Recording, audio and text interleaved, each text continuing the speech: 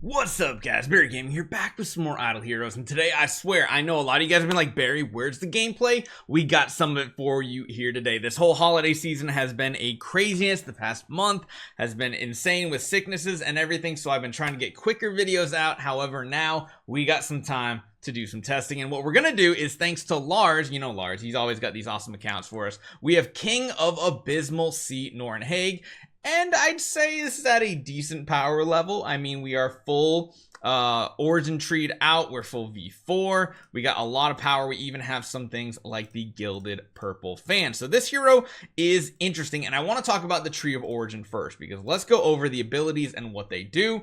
His active skill is pretty powerful because it deals 3,000 attack damage to all enemies, reduces their damage reduction, which is awesome. Their speed kind of helps.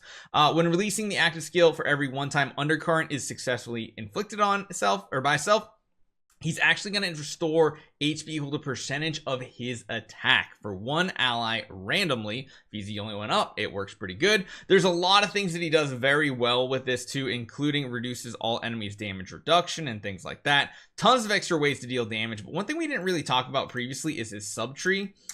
Extends the duration of reducing all enemies damage reduction to 3 rounds, which is pretty cool. And current changes the requirement for successfully inflicting undercurrent to 6 times, which is pretty cool right there. I do like it. Now, his basic attack is one that you know, deals damage to frontline enemies. It's not as good as if it dealt damage to all enemies, but it's better than a single target, let's be honest. When dealing damage to the target that has undercurrent, there's a 60% chance to stun them. That isn't a very high chance, but when you additionally having a chance to inflict 1 layer of undercurrent on them, restoring HP equal to 500% of attack, and increasing self-attack by 10%, and more importantly, getting 10% dodge, which is a very, very overpowered ability. Also reduces the target's damage reduction by 10%, and then attacks all enemies instead. This is where it becomes very, very good, and this is one thing that when we did the previous spoiler on this hero, we thought, like, you know, the basic would be okay, but the fact that now hits all enemies, that's how it gets very, very good.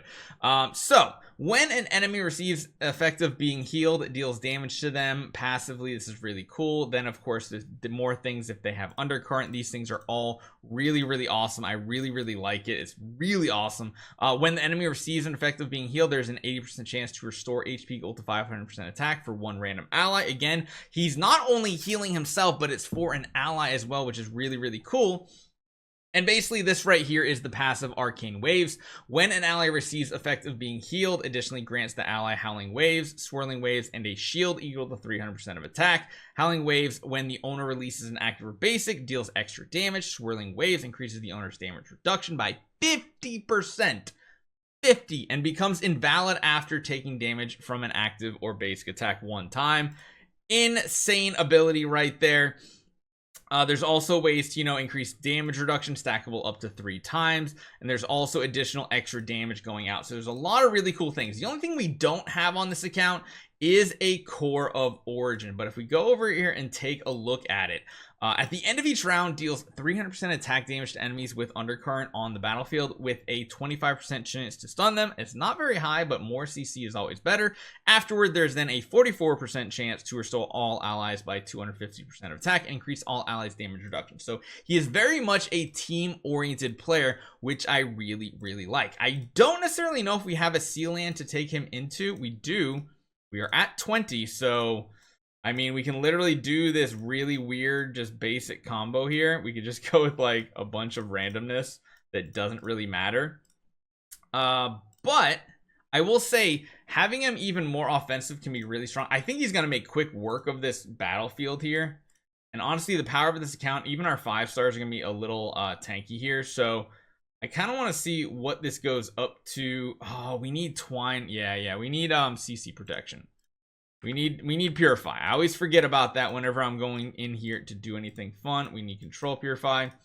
I honestly don't think he needs Balance Strike because he has a lot of things in his kit that are pretty much, you know, made to keep him and his allies alive. That was a big hit, and you'll notice there that was a basic attack. That basic attack did damage to the entire enemy team, which was absolutely amazing. Now again, he is going to suffer against enemies that do have twine abilities because, or any type of CC, because he doesn't have a way to protect himself against that. But that's a lot of heroes in the game. You see there again, that was a basic attack that dealt damage to all the enemies, and you can see the undercurrent under their feet. One thing I haven't been able to notice is if there is a visual representation to show how many layers that target has, if you can even. Actually, you know what? Can this hero even put layers on, or is it just a single one? Because I remember here, we have, if self-inflicts undercurrent successfully for 8 times in total, but I don't know. Oh yeah, it is stackable up to 4 layers. Okay, so that can stack 4 times on a target. It's just, again, I haven't noticed a way for us to tell if or how many layers that target does have. You can see right here at the beginning of the next round here. Well, actually, didn't get any on them. There we go. Now we got some undercurrents going, and that's pretty solid. That was actually pretty good. So let's go and blast through a bunch of these, because I feel like we're going to be able to get a lot of progression even with just this one hero here. That I want to get to ones that are a little more difficult. If we're just blasting through easy content, that's no fun. I mean, it's fun, but it's not a challenge, I guess we'll say. So let's get through this. We're gonna have to buy a bunch of new attempts, because we should get up into like the 25-ish range, I feel like, without too much trouble. Because nowadays, I mean, what, it goes up to like 40 nowadays, which is crazy. We're on 24. Let's see what happens, because again, we only have this hero on this account. We don't really have anything else. So undercurrent is currently on everybody, and that means when we use this active skill, there's going to be that extra damage that goes out too, which is really powerful. And you can see the amount of healing he has. To be honest, this artifact feels very good on him as well, because this artifact is letting him get shielding, which is an additional heal. And if we are also providing shields, like right there, we give ourselves more shields too. That is a huge boost, because again, end of every round we get some, and then we also generate some more with our abilities. So this is actually a really awesome combo right here that seems to work pretty dang well. Let's see if we can get through 25 on this hero. And again, this is more or less an intro test here. We have a fully origined out hero, although we don't have the origin artifact. The survivability this hero has is extremely powerful, like very good. The problem here is we're just being CC'd a whole buttload. And that can be changed a little bit with our void skills too, because I'm sure right now we want to tweak this a little bit. We got what? Crit damage, damage reduction, and precision. What are his stats looking like on this hero? So not super amazing, because of course this is on a lower power account, but honestly, doing something like control immunity probably going to pay off even more in this type of situation. Let's see if we can get further up. Let's see if we can get through 25. I feel like 25 is a good benchmark to see how a hero performs more in the early game, because again, this is like the only hero on the account, and now we can have up to 5 targets here with this ability. And again, the fact that his basic can hit everybody now, holy cow, this shield is keeping us alive. The damage output, I will say, doesn't seem like anything super impressive, but the fact that he can support an entire team around him, because again, those heals go to everybody, those shields go to everybody, we just don't have anybody really powerful enough to showcase it necessarily. Yeah, our team dies off pretty quickly. And you can see there, we do get some stuns off. We had 3 stuns on those targets right there. The extra damage came in absolutely huge.